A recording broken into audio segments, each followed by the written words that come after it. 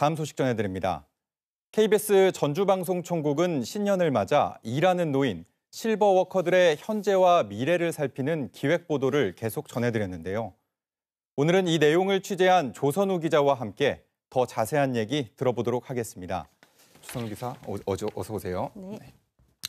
얼마 전 우리나라 65살 노인 인구가 전체 인구의 20%를 넘어섰어요. 네. 우리나라도 이제 초고령 국가로 진입한 셈인데 이런 배경에서 일하는 노인에 주목하게 된 겁니까? 네, 맞습니다. 우리 사회는 저출생과 고령화 현상이 맞물리고 있습니다. 또 여기에 두 차례에 걸친 베이비부머 세대의 퇴직이 가속화되고 있습니다. 베이비부머 세대는 900만여 명으로 추산이 되는데요. 우리나라 인구가 5천만 명 정도 되니까 5명 중 1명은 퇴직을 했거나 퇴직을 앞두고 있는 겁니다. 그런데 이런 새로운 노년층은 윗세대보다 건강 상태도 양호하고요. 또 업무 능력에 있어서도 전문 역량을 갖춘 세대입니다. 신체 노동 위주였던 산업 구조가 좀 빠르게 개편이 되면서 늘어나는 노인 인구가 일할 수 있는 그리고 일해야 하는 인구로 주목을 받고 있습니다. 실제로 취재를 통해 일하고 있는 노인들을 많이 인터뷰를 했었는데 다들 출근 그 자체에 대한 만족도가 꽤 높고요. 또 일을 하면서 건강까지 챙기는 효과도 크다고 말했었습니다. 이렇게 노년에게 일자리가 중요하다면 우리 사회가 현실이 얼마나 뒤따르고 있는지 살펴볼 필요가 있다는 생각이 들었고요. 고령화 속도뿐 아니라 일하고자 하는 노인 인구가 늘어나는 추세를 제대로 뒷받침하고 있는지 필요한 과제는 없는지 짚어봤습니다. 네, 조 기자가 말한 것처럼 우리나라에서 이제 일하는 노인을 흔히 만나볼 수 있게 됐습니다. 대부분 어르신이 공공근로나 노인 일자리 사업을 통해 일을 하고 있는 것 같은데요. 전북 상황은 어떻습니까? 네, 아마 길을 가다가 화단을 가꾸거나 낙엽을 쓰는 노인분들 보신 적 한 번쯤은 있으실 것 같습니다. 이런 공공근로와 같은 노인 일자리 사업은 지금처럼 추운 겨울을 제외하고는 상시 가동이 되고 있습니다. 지난해 전북도로부터 급여를 받고 일을 한 노인이 7만 8천 명 정도 되거든요.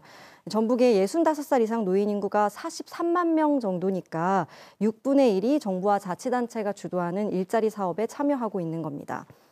이 노인 일자리도 차츰 유형이 좀 다양해지고는 있는데 생산력을 따진다기보다는 하루에 서너 시간 정도, 그래서 한 달에 20일 정도 소일거리를 주는 이른바 공공형 일자리가 70%가 넘습니다. 문제는 현재의 노인 일자리 사업이 정부와 자치단체, 즉 어떤 행정이 주도해서 이루어지고 있다는 점일 텐데요.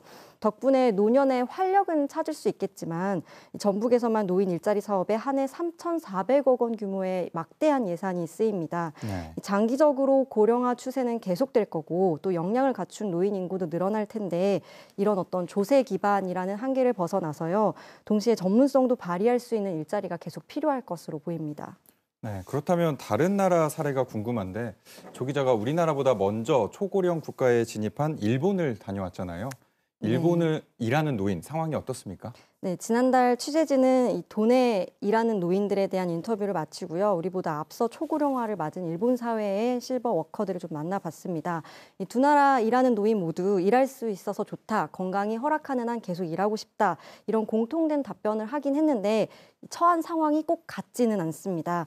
일본은 정년이 60살까지이긴 한데요. 2021년부터 고령자 고용안정법 개정안이 시행이 됐어요. 그래서 기업이 정년을 연장하거나 퇴직자를 재고용하는 방식을 70살까지 할 수 있도록 고용 유지 노력을 하도록 하고 있습니다. 의무는 아니지만 이 법을 통해서 사회 각계의 노력을 권고하고 있는 겁니다. 또 권고사항이니 지키지 않아도 되는 것 아닌가 이렇게 생각할 수도 있는데요. 기업들은 오히려 유능한 실버워커들을 모시기 위해서 다양한 노력을 하고 있습니다. 숙련된 노인 노동자를 고용하기 위해서 구인 방법을 자치단체 같은 곳에 자문을 받기도 하고요.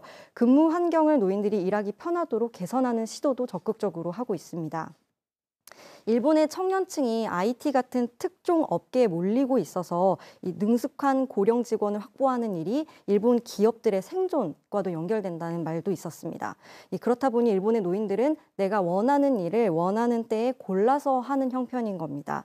물론 이 배경에는 연금과 같은 사회보장제도의 차이도 분명히 존재하고 있습니다. 네, 능숙한 고령 직원, 이제 곧 은퇴 연령에 접어드는 우리나라 2차 베이비부머 세대가 여기에 해당하지 않을까 싶은데요.